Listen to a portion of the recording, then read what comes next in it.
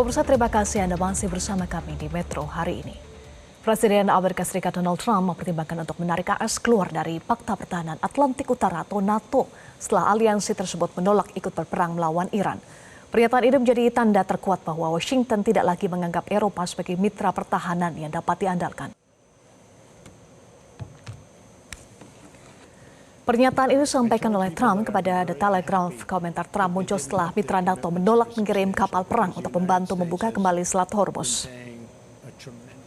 Sejauh ini seluruh sekutu AS anggota NATO di Eropa menolak ikut berperang. Jerman, Prancis, dan Inggris yang biasanya membersamai AS menolak terlibat dalam perang. Spanyol melarang wilayah udara mereka dipakai menyerang Iran. Termasuk Polandia, ia menolak mengembalikan sistem pertahanan rudal Patriot kepada AS. Para pemimpin di Eropa bersikeras bahwa serangan ilegal AS Israel ke Iran bukan perang mereka. Very strong NATO, much stronger than it was 2 days ago. Yes, ma'am. So might stop engaging with NATO, and do you think that you're right, or that the U.S. is going to not be as committed to NATO? There are a lot of people who say they were worried and stressed by what you did yesterday. Presiden Amerika Serikat Donald Trump kembali menyatakan akan melakukan peningkatan serangan terhadap Iran. Pernyataan Trump disampaikan setelah sebelumnya menyatakan akan menyudahi perang melawan Iran dalam 2 atau 3 pekan ke depan. Kita akan membahasnya dengan pengamat hubungan internasional Teguh Reza Shah. Selamat sore, Pak Reza. Selamat sore, salam Indonesia. Salam Indonesia, Pak Reza. Pernyataan Trump berubah-ubah. Kemarin sampaikan AS akan tarik pasukan dari Iran 2-3 pekan ke depan.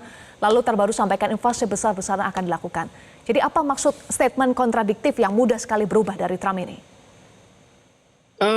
Kalau saya merujuk pada buku The Art of War yang dikarang oleh Sun Tzu, ini Amerika Serikat sedang melakukan pengelabuan. Amerika Serikat sedang tidak yakin apa yang akan dilakukannya, karena itu dia mempersulit pihak lain. Dia membuat Iran berpikir-pikir skenario apa yang akan dilakukan.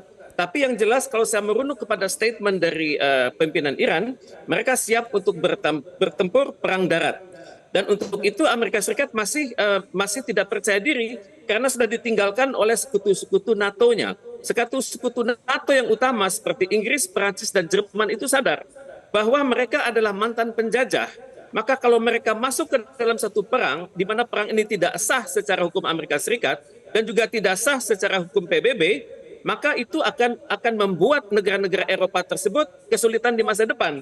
Karena itu dapat dimengerti mengapa negara-negara Eropa itu menolak. Tapi apakah yang kita perlu perhatikan sama-sama adalah Amerika Serikat yang sedang frustrasi ini bisa melakukan banyak hal. Apalagi di Amerika Serikat tidak jelas kapan apakah impeachment itu akan terjadi atau tidak. Kemudian pada saat yang sama Trump masih percaya diri walaupun gelombang demonstrasi yang menentang kepemimpinan yang menentang kepemimpinan Donald Trump itu sangat besar. Jadi patut diduga Amerika Serikat sedang merencanakan suatu serangan darat ya.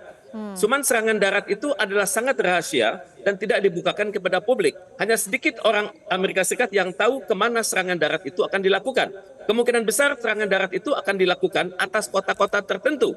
Saya mendata ada 10 kota besar di Iran seperti Tehran, ini diisi oleh 10 juta jiwa, ini mungkin tidak dilakukan. Kemungkinan besar serangan itu akan dilakukan kepada kota-kota yang lebih kecil, tapi memiliki nuansa spiritual. Kota itu mungkin Qom, ini ada lokasi tempat yang sangat dekat dengan Ayatollah Ruhollah Khomeini.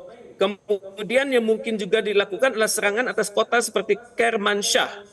Kota Kermanshah ini memiliki budaya Kurdi dan mungkinan juga serangan itu akan dilakukan dari perbatasan Iran dengan Azerbaijan karena Azerbaijan memiliki hubungan diplomatik dengan Israel, karena itu kontrol dari Azerbaijan akan melunak. Jadi ini adalah potensi yang dapat Iran lakukan. Kemudian tentu saja Amerika Serikat akan melakukan pengeroposan atas wilayah-wilayah perbatasan Iran.